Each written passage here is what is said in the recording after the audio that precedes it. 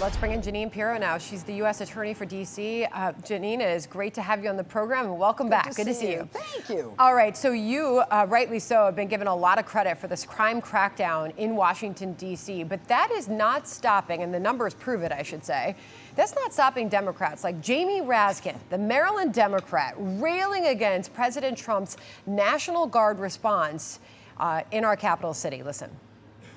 So we're saying, one, there's no emergency. Second, even if there'd been an emergency, there's no power that the president has within the statute to take over the police department. But this is a bunch of performative political actions that are designed for completely PR purposes. He says it's all performative. To him, you say what? I say, number one, he doesn't understand the law, which is amazing given that the guy is actually in Congress writing laws. And I say, number two, since when does crime become a partisan issue? And who is it who is entitled to say crime is low enough and let's not bother? Who among us is willing to say, I'm willing to have my child shot tonight in Chicago or next weekend, when there were 54 people shot, 8 of them killed in Chicago, and you've got these Democrats running around and saying, well, you know, crime is down, we don't have to worry about it. That's absurd. And these people are not doing their job. Their job is to protect the law-abiding citizens in this country. And the idea that sending the National Guard around is not sustainable because it costs too much, that's pretty incredible coming from Democrats, who, by the way, is willing to put a cost on the life of a child who was killed by a bullet. In the last year and a half in Washington, D.C., where I am now, I've got 45 African-American teens, one of them a 3-year-old and one a 5-year-old, in addition to the teens, all killed with gunfire. Nobody cares about them. Nobody talks about them. The clearance rate is 29%. What does that mean? That means that 70% of the criminals who shot them with guns are out there. The murderers are out there with their guns. So anytime a Democrat wants to say it costs too much money, crime is low enough, the president doesn't have the power, is wrong. President Trump is taking this city and turning it into the city on the hill. Right now, it's upside down because we are the 4th largest homicide, had the 4th highest homicide rate in the nation 2 years ago, actually in 2024.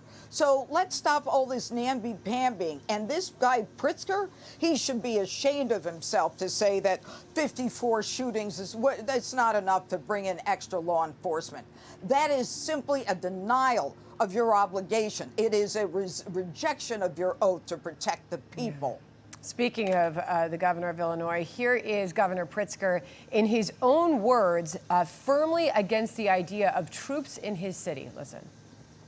I'm saying we don't want troops on the streets of American cities. Right. That's un-American. And frankly, the president of the United States ought to know better. This one doesn't seem to. But for some reason, he was okay with this back in August 2024. Remember this? The Illinois National Guard deployed to assist Chicago police for the DNC, Jeanine. Governor J.B. Pritzker confirmed Sunday that about 250 members of the Guard have been called up to be on standby during the convention. We have 13,000 National Guard in the state of Illinois. Very proud of those National Guardsmen. And we do call them up when we really need them. So it was okay then, but not now?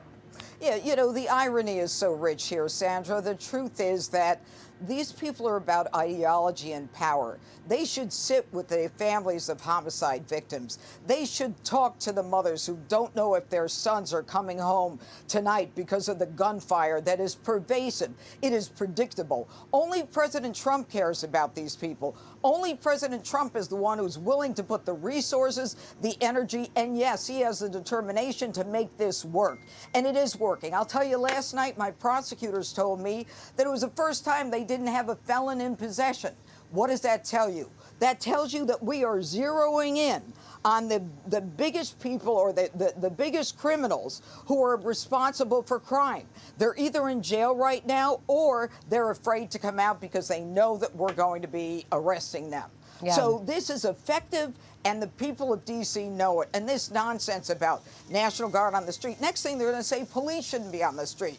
No surprise, because the 3 dumbest words ever said by Democrats were defund the police. So you know where they're coming from. Amen to that. So we do know that we just got word that the governor of Illinois, Pritzker, and the mayor of the city, Brandon Johnson, are going to be holding a presser at 4 p.m. Eastern time. You can only imagine where they're going to go next with all of this. I can't imagine it's going to be a plea for the guard to come in, but we'll see.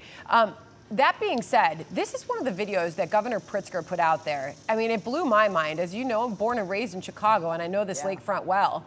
He's making the case in this post with this video. He did this just at the end of August, that things are great here. Here's the beautiful lakefront. Not listening to what the residents who have to live in that city every day are saying, like Osiris King, Jeanine. This is a Chicago resident talking to Fox Digital today on his experience living in crime-ridden Chicago. Listen. South Side, I mean, it's been rough. So you see a lot of crazy stuff.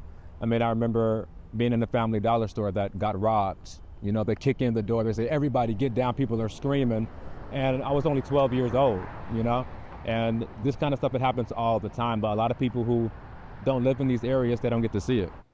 I mean, to Molly Hemingway's point last hour, Jeanine, aren't Democrats, and if I'll ask you to put your political hat on here, aren't Democrats just playing right into Republicans' hands by saying, no, you're not feeling and living through this crime crisis that is actually happening in the Windy City? I'll get a final thought from you. Yeah, I don't think there's any question about the fact that the American people are cognizant of what the president is trying to do and what Republicans are trying to do in this situation.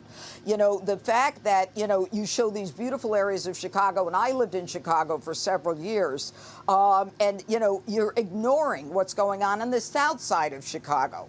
President Trump in D.C. is putting the troops and making sure that all our federal partners, along with the Metropolitan Police in D.C., are going into the crime-ridden areas, are going into the locations where crime is beyond control.